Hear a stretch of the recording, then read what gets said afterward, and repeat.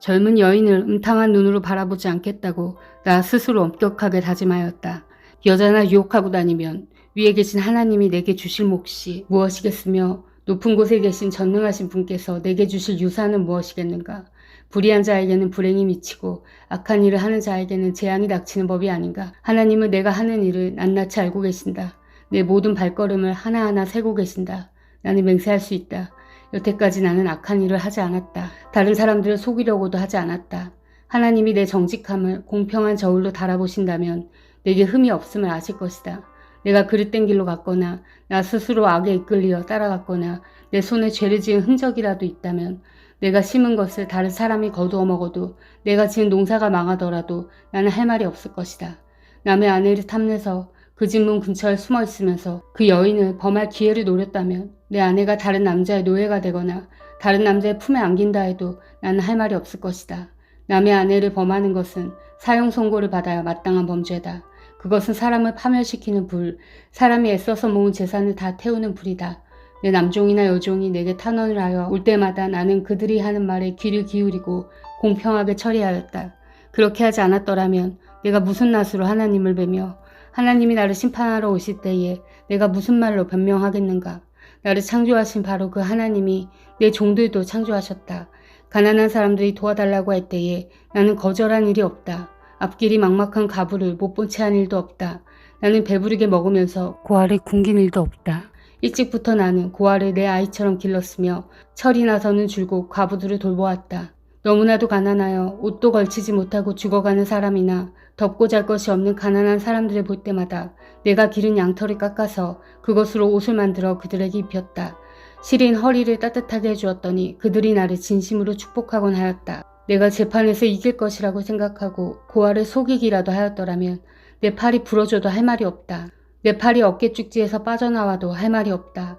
하나님이 내리시는 심판이 얼마나 무서운지를 잘 알고 있었으므로 나는 차마 그런 파렴치한 짓은 할 수 없었다. 나는 황금을 믿지도 않고 정금에 의지하지도 않았다.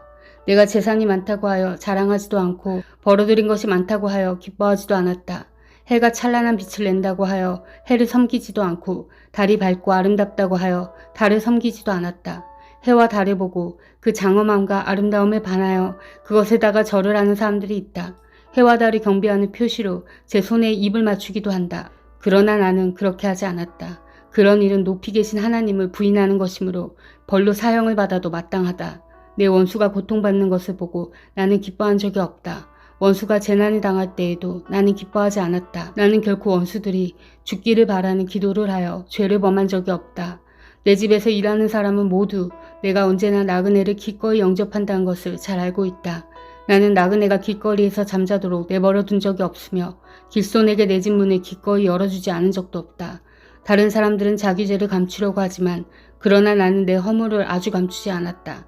사람들이 무슨 말로 나를 헐뜯든지 나는 그것을 전혀 두려워하지 않았다. 남에게서 비웃음을 받을까 하여 입을 다물거나 집 안에서만 머무르거나 하지도 않았다. 내가 한 이 변명을 들어줄 사람이 없을까? 맹세코 나는 사실대로만 말하였다. 이제는 전능하신 분께서 말씀하시는 대답을 듣고 싶다. 내 원수가 나를 고발하면서 뭐라고 말하였지? 내가 저지른 죄가를 기록한 소송장이라도 있어서 내가 읽어볼 수만 있다면 나는 그것을 자랑스럽게 어깨에 메고 다니고 그것을 왕관처럼 머리에 얹고 다니겠다. 나는 내가 한 모든 일을 그분께 낱낱이 말씀드리고 나서 그분 앞에 떳떳이 서겠다.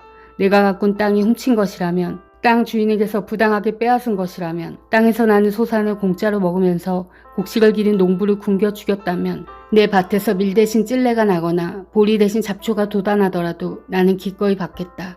이것으로 욥의 말이 모두 끝났다. 욥이 끝내 자기가 옳다고 주장하므로 이 세 사람은 욥을 설득하려고 하던 노력을 그만두었다.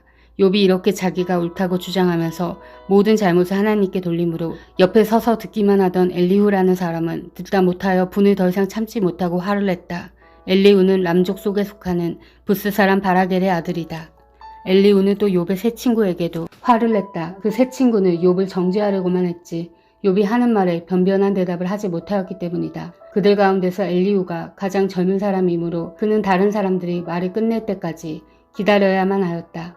그런데 그 세 사람이 모두 욥에게 대답을 제대로 하지 못하였으므로 그는 화가 났다. 부스 사람 바라겔의 아들 엘리후가 말하였다. 나는 어리고 세 분께서는 이미 연로하십니다. 그래서 나는 어른들께 선뜻 나서서 내 견해를 밝히기를 망설였습니다. 나는 듣기만 하겠다고 생각하였습니다. 오래 사신 분들은 살아오신 것만큼 지혜도 쌓으셨으니까 세 분들께서만 말씀하시도록 하려고 생각하였습니다. 그러나 깨닫고 보니 사람에게 슬기를 주는 것은 사람 안에 있는 영, 곧 전능하신 분의 입김이란 것을 알았습니다.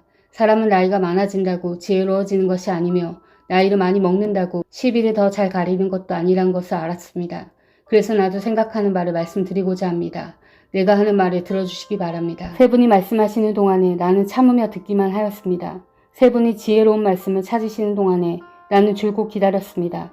나는 세 분이 하시는 말씀을 주의 깊게 들었습니다. 그런데 세 분께서는 어느 한 분도 욥 어른의 말을 반증하거나 어른의 말에 제대로 답변하지 못하셨습니다. 그러고서도 어떻게 지혜를 발견했다고 주장하실 수 있으십니까? 세 분께서 이 일에 실패하셨으니 내가 이제 욥 어른으로 하여금 하나님의 대답을 들으시도록 하겠습니다. 욥 어른이 나에게 직접 말을 걸어온 것이 아니므로 나는 세 분께서 말씀하신 것과는 다른 방식으로 욥 어른께 대답하겠습니다. 욥 어른께서는 들으십시오. 세 분 친구가 놀라서 말을 하지 못합니다.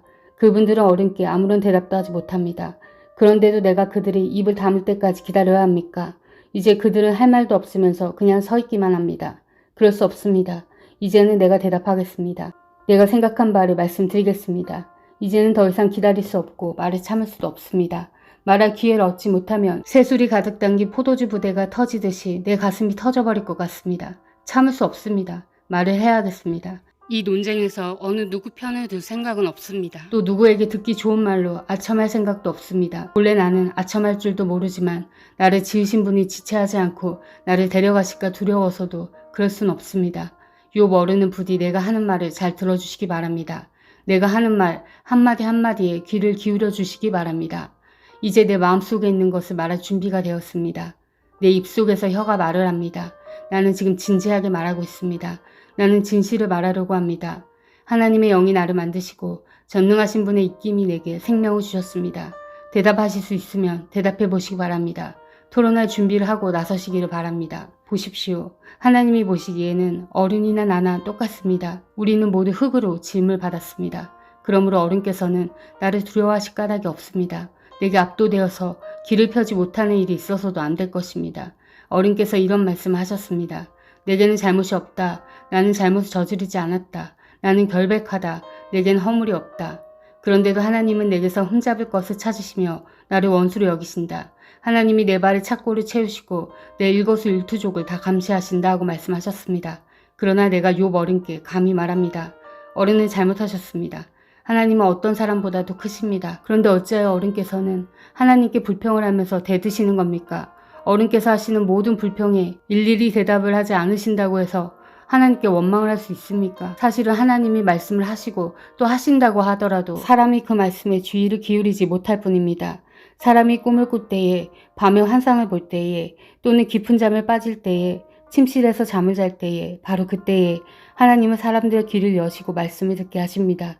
사람들은 거기에서 경고를 받고 두려워합니다. 하나님은 사람들이 죄를 짓지 않도록 하십니다. 교만하지 않도록 하십니다. 하나님은 사람의 생명을 파멸에 빠지지 않도록 지켜주시며 사람의 목숨을 사망에서 건져주십니다. 하나님은 사람에게 질병을 보내셔서 잘못을 고쳐주시기도 하시고 사람의 육체를 고통스럽게 해서라도 잘못을 고쳐주시기도 하십니다. 그렇게 되면 병든 사람은 입맛을 잃을 것입니다. 좋은 음식을 보고도 구역질만 할 것입니다. 살이 빠져 몸이 바짝 마르고 전에 보이지 않던 앙상한 뼈만 두드러질 것입니다. 이제 그의 목숨은 무덤에 다가서고 그의 생명은 죽음의 문턱에 이르게 될 것입니다. 그때에 하나님의 천사 1000명 가운데서 한 명이 그를 도우러 올 것입니다. 그 천사는 사람들에게 사람이 마땅히 해야 할 일을 상기시킬 것입니다. 하나님은 그에게 은혜를 베푸시고 천사에게 말씀하실 것입니다. 그가 무덤으로 내려가지 않도록 그를 살려주어라. 내가 그의 몸값을 받았다. 그렇게 되면 그는 다시 젊음을 되찾고 건강도 되찾을 것입니다. 그가 하나님께 기도를 드리면 하나님은 그에게 응답하여 주실 것입니다. 그는 기쁨으로 하나님을 섬기고 하나님은 그를 다시 정상적으로 회복시켜 주실 것입니다. 그는 사람들 앞에서 고백할 것입니다. 나는 죄를 지어서 옳은 일을 그르쳤으나 하나님이 나를 용서하여 주셨습니다. 하나님이 나를 무덤에 내려가지 않게 구원해 주셨기에 이렇게 살아서 빛을 즐기게 되었습니다 하고 말할 것입니다. 이 모두가 하나님이 하시는 일입니다. 하나님이 사람에게 2번, 3번 이렇게 되풀이하시는 것은 사람의 생명을 무덤에서 다시 끌어내셔서 생명의 빛을 보게 하시려는 것입니다. 어른은 귀를 기울여 내 말을 들으십시오. 내가 말하는 동안은 조용히 듣기만 해주십시오. 그러나 하실 말씀이 있으시면 내가 듣겠습니다. 서슴지 말고 말씀해 주십시오. 나는 어른이 오르시다는 것을 드러내고 싶습니다. 그러나 하실 말씀이 없으시면 조용히 들어주시기만 바랍니다. 그러면 내가 어른께 지혜를 가르쳐 드리겠습니다. 아멘. 사랑하는 형제자매 여러분, 주님이 곧 오십니다. 마라나타.